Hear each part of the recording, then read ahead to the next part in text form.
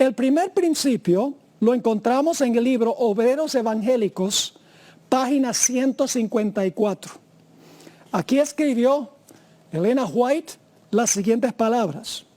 El capítulo 24 de Mateo me ha sido presentado repetidas veces como algo a que debe ser atraída la atención de todos. Vivimos hoy en el tiempo en que las predicciones de este capítulo se están cumpliendo.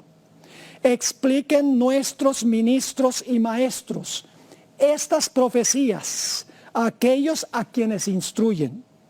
Excluyan de sus discursos los asuntos de menor importancia y presenten las verdades que decidirán el destino de las almas. Noten los elementos claves. La hermana White vio repetidas veces que Mateo 24 es de gran importancia su estudio. Dice que las profecías de Mateo 24 se está cumpliendo hoy en día. Que los ministros y maestros deben enseñarle a los que instruyen esta profecía. Y que deben excluir de sus discursos las cosas de menor importancia. Y predicar sobre las cosas que tienen que ver con el destino de las almas. Así que el primer principio es que el estudio de Mateo 24 es indispensable, supremamente importante. El segundo principio es que Mateo 24 tiene un doble cumplimiento. Se cumple en la destrucción de Jerusalén y los eventos que llevan a ese evento, y se cumple en los eventos que llevan a la destrucción del mundo, a la segunda venida de Jesús. Y ustedes dicen, ¿cómo sabemos que Mateo 24 tiene una doble aplicación, un doble cumplimiento? Vamos a Mateo 24 y el versículo 1 al 3. Cuando Jesús salió del templo, y esto fue por última vez, y se iba, se acercaron sus discípulos para mostrarle los edificios del templo. Respondiendo él les dijo, ¿ves todo esto? ¿Ven ustedes todo esto? De cierto os digo que no quedará aquí piedra sobre piedra que no sea derribada. Y estando él sentado en el monte de los olivos, los discípulos se le acercaron aparte, diciendo, ahora noten que los discípulos van a hacer dos preguntas a Jesús, dos preguntas. Dice en el versículo 3 nuevamente, y estando él sentado en el monte de los olivos, los discípulos se le acercaron aparte diciendo, dinos, ¿cuándo serán estas cosas? Acaba de hablar de la destrucción del templo, no iba a quedar piedra sobre piedra, pero ahora hacen otra pregunta. ¿Y qué señal habrá de tu venida y del fin del siglo? Es decir, del fin del mundo. Ahora, los discípulos pensaban que los dos eventos iban a ocurrir al mismo tiempo. La destrucción del templo y la destrucción del mundo. Ellos pensaban que eso iba a ocurrir al mismo tiempo. Jesús sabía que la destrucción del templo y lo que ocurre al final de la historia son dos eventos separados por muchísimos años. Pero lo que hizo Jesús fue entremezclar las dos aplicaciones, los dos cumplimientos de Mateo el capítulo 24.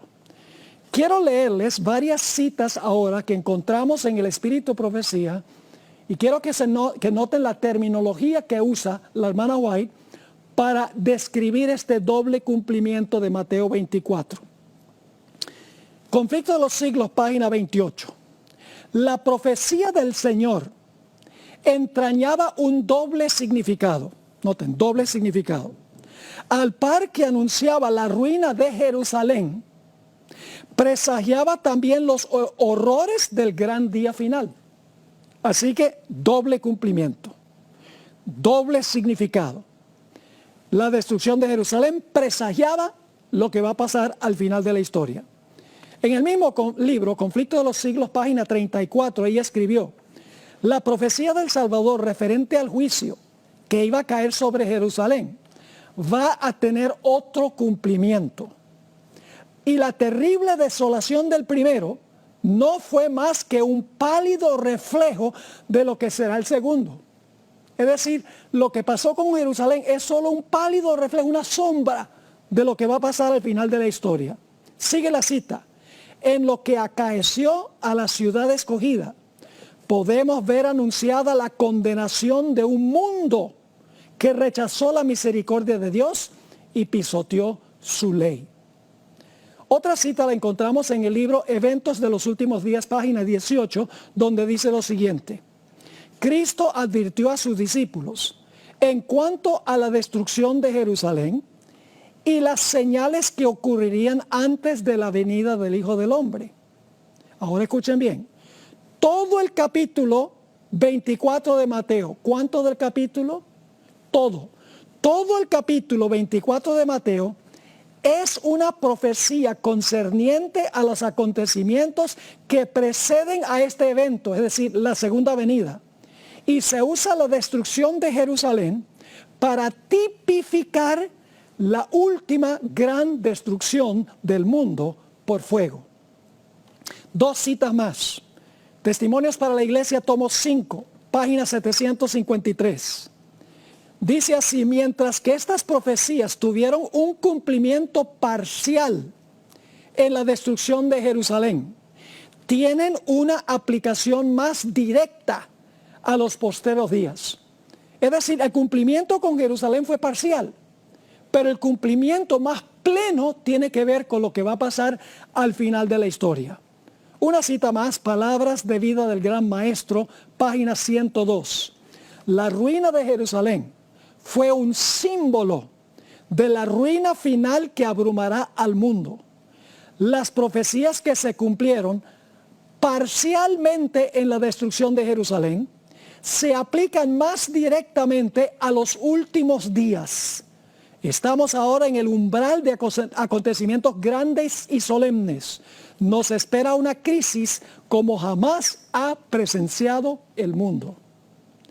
El tercer principio que necesitamos tomar en cuenta es que 3 de los 4 evangelios tienen este sermón de Jesús. No solamente aparece en Mateo 24, sino que aparece también en Marcos 13 y en Lucas 21. Quiere decir que debemos comparar los 3 evangelios, porque Marcos y Lucas dicen cosas que Mateo no dice, y Mateo dice cosas que Marcos y Lucas no dicen. Solo cuando estudiamos los 3 evangelios sinópticos juntos, tenemos un cuadro completo de lo que va a ocurrir. El siguiente principio, el principio número 4, es que Jesús predicó este sermón no para convencer a los mundanos de que las señales indican que Jesús está próximo a venir. Es decir, el enfoque del capítulo no está sobre los incrédulos, sobre la gente secular, sino para el pueblo de Dios. Ahora, no me entiendan mal. No hay ningún problema con usar Mateo 24 en campañas evangelísticas para hablarle a los asistentes en cuanto a las señales que están ocurriendo en el mundo hoy que indican que Cristo viene pronto. No hay ningún problema con eso. Pero la intención original de Mateo 24, de las palabras de Jesús, era que sus seguidores no fuesen engañados. Las señales eran para los seguidores, o son para los seguidores de Jesús, para que no sean engañados, para que no pierdan la fe cuando venga la persecución. Y ustedes dicen, ¿cómo sabemos eso? Bueno, vamos a Mateo 24 y vamos a leer algunos versículos aquí rápidamente. Mateo el capítulo 24 y el versículo 4. Mateo 24 y el versículo 4. Jesús le está hablando a sus discípulos. Respondiendo Jesús les dijo: mirad que nadie os engañe. Es decir, miren que nadie los engañe a ustedes, mis discípulos. Noten lo que dice el versículo 15. Que vamos a llegar a eso esta noche para solamente introducir el estudio de ese versículo. Dice Jesús a sus seguidores: pero cuando veáis en el lugar santo la abominación asoladora de que habló el profeta Daniel, el que le entienda, entonces los que están en Judea huyan a los montes. Es decir, iba a haber una señal, la abominación asoladora, que le iba a indicar a los seguidores de Jesús que huyeran. Los que no eran discípulos de Jesús no hubieran entendido la señal. No hubieran sabido que esa señal iba a causar que ellos huyeran. Es decir, la señal de la abominación asoladora era para los seguidores de Jesús. Notamos también los versículos 24 al 27. Vamos a leer el 23 para el contexto. Entonces, si alguno os dijere, recuerden que está hablando a sus discípulos, mirad, aquí está el Cristo, o mirad, ahí está, no lo creáis. Porque se levantarán falsos cristos y falsos profetas, y harán grandes señales y prodigios, de tal manera que engañarán, si fuere posible. Ahora, ¿cuál es el enfoque de Satanás? Aún a los que, aún a los escogidos. Versículo 25, ya os lo he dicho antes.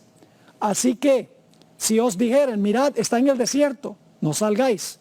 O mirad, está en los aposentos, no lo creáis. Porque como el relámpago que sale del oriente y se muestra hasta el occidente, así será también la venida del Hijo del Hombre. Así que notamos que el enfoque de Satanás es sobre los escogidos, para tratar de engañar, si fuere posible, a los escogidos. Noten también el versículo 42. Dice Jesús aquí a sus seguidores, velad pues, porque no sabéis a qué hora ha de venir vuestro Señor. Es decir, son siervos del Señor, aquellos a quienes le está escribiendo Jesús o predicando Jesús.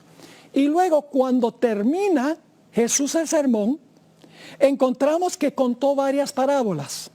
La parábola del siervo infiel. El siervo infiel profesaba servir al Señor, pero era infiel. Es decir, el enfoque de esa parábola es, no seas infiel si eres siervo mío. Luego Jesús contó la parábola de las 10 vírgenes. Las 10 vírgenes profesaban seguir a Jesús. Todas tenían lámparas. Es decir, el enfoque es sobre creyentes, no sobre los incrédulos, aunque también los incrédulos necesitan escuchar estas cosas.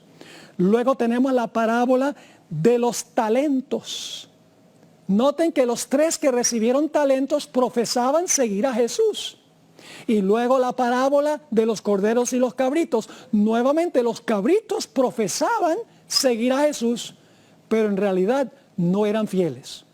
Es decir, este principio, el cuarto principio, es que Mateo 24 tiene un enfoque especial para aquellos que profesan el nombre de Cristo Jesús.